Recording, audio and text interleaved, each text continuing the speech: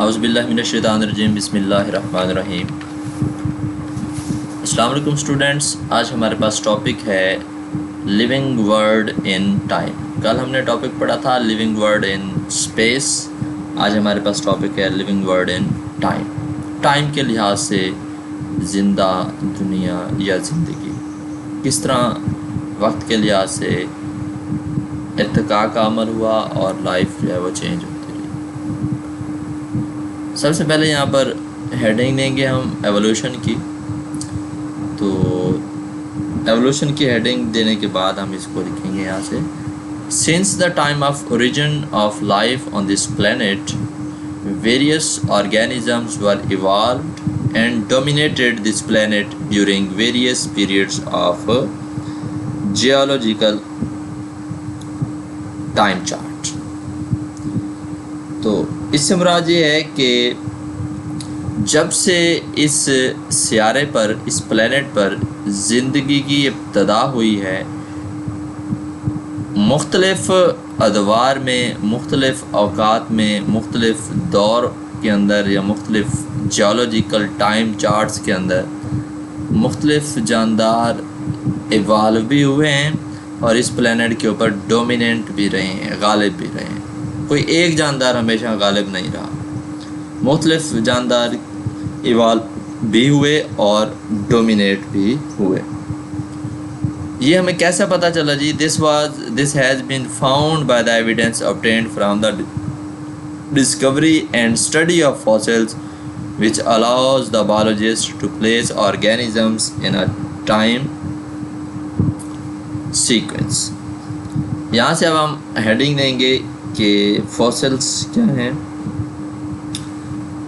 अच्छा, ये सारी चीज़ें कैसे पता चली कि एवोल्यूशन हुई ऑर्गेनिज़म्स की और डिफरेंट ऑर्गेनिज़म्स मुख्तलिफ़ टाइम चार्ट के लिहाज से डोमिनेंट रहे? ये सारी चीज़ें हमें, ये सारे सबूत हमें फॉसिल्स की स्टडी और फॉसिल्स की डिस्कवरी से हुए।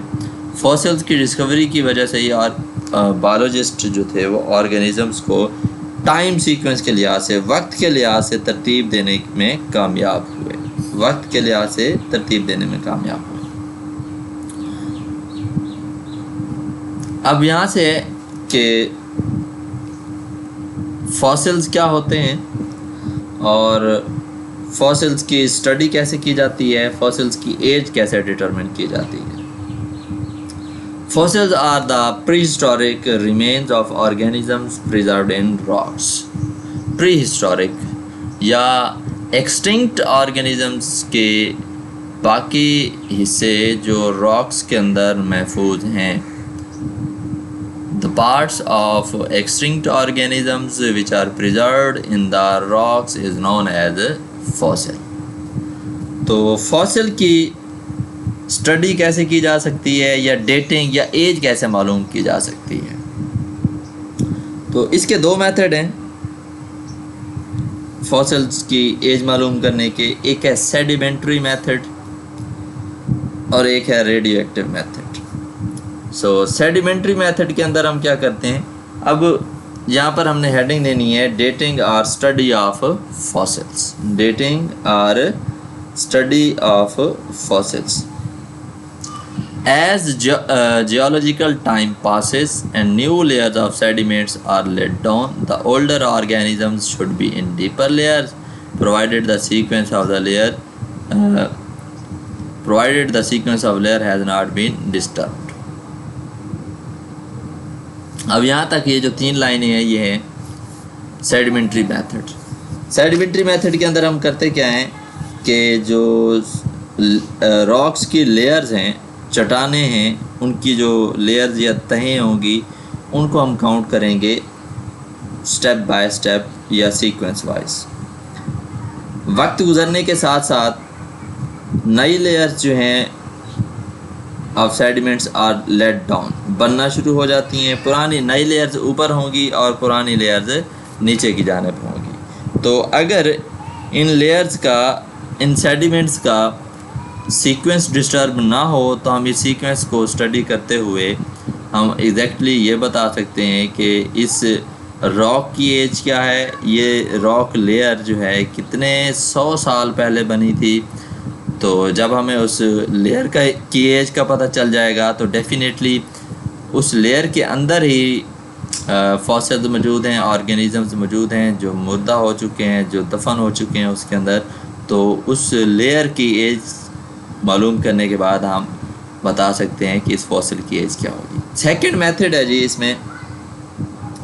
अच्छा, एक और बात सेडिमेंट्री मेथड के अंदर कि ओल्डर ऑर्गेनिज़म्स जो होंगे वो डीपर लेयर्स के अंदर होंगे, और जो नई बनने वाली लेयर्स हैं उनके अंदर जो ऑर्गेनिज़म्स होंगे वो ओल्डर नहीं होंगे, वो यंगर ऑर्गेनिज़म्स होंगे। मतलब जो पहले मरे वो निचली तहों के अंदर होंगे, जो बाद में मरे वो ऊपर वाली तहों के अंदर होंगे। सो दूसरा मेथड है radio active method. Now in addition it is possible, यहाँ से आपने दूसरी हेडिंग प्लेस करनी है। It is possible to date or age the rocks by comparing the amount of certain radioactive isotopes by they contain। अब कहता है rock की एज मालूम की जा सकती है रेडियो एक्टिव आइसोटोप से जो उस रॉक के अंदर मौजूद हैं।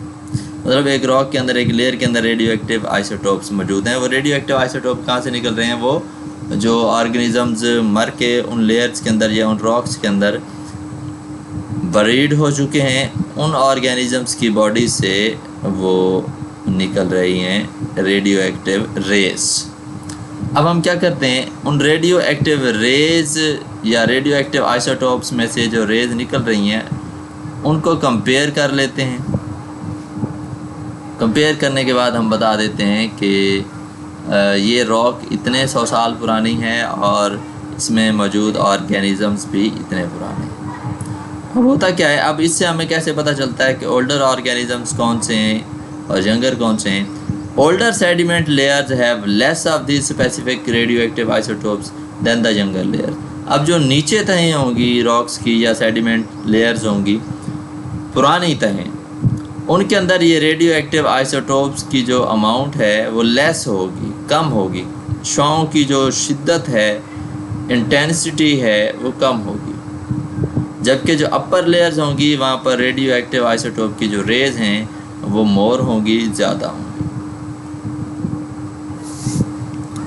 सो अब हमने क्या करना है कि इन लेयर्स और इन लेयर्स में से निकलने वाले रेडियो एक्टिव आइसोटोप्स की अमाउंट को हमने कंपेयर करना है। कंपैरिजन करने के बाद हमें फॉसिल्स की और उस रॉक के अंदर मौजूद फॉसिल्स की एज का पता चल जाएगा। अ कंपैरिजन ऑफ लेयर्स का comparison give an indication of the relative age, not exact age, relative age of the fossils in the rocks. Therefore, fossils found in the same layers must have been alive during the same geological period। अब ऐसे fossil जो एक ही layer के अंदर मौजूद हैं तो हम कह सकते हैं कि ये एक ही टाइम पीरियड के अंदर रहे होंगे, और जो फॉसिल्स डिफरेंट लेयर्स के अंदर मौजूद हैं तो हम बताते हैं कि ये डिफरेंट जियोलॉजिकल टाइम पीरियड्स के अंदर मौजूद थे। सो इसके बाद हमने डिस्कस करना है, एक ये चार्ट है, temporal distribution of various forms of life both plants and animals in various geological periods. तो इसमें इराज हैं और पीरियड्स हैं, और साथ इसके इराज और पीरियड्स के इनके ईयर्स लिखे हुए हैं कि कितने मिलियन साल पहले ये इरा था, पीरियड ये कितने मिलियन साल पहले था, इसमें कौन कौन से ऑर्गेनिज़म्स डोमिनेट थे। तो सबसे पहले इराज जो हैं ये यहाँ पे 4 हैं। इरा एक बहुत बड़ा जियोलॉजिकल टाइम पीरियड होता है। मज़ीद इरा को हम छोटे छोटे टाइम पीरियड्स के अंदर डिवाइड करते हैं जिन्हें हम पीरियड्स कहते हैं, इरा एंड पीरियड्स। तो टोटल 4 इरा हैं, Cenozoic, Mesozoic, Paleozoic and Proterozoic. There are 4 eras: Cenozoic, Mesozoic, Paleozoic and Proterozoic era। Cenozoic era के 2 पीरियड्स हैं, Quaternary period and Tertiary period. Mesozoic era के 3 पीरियड्स हैं, Cretaceous period, Jurassic period and Triassic period.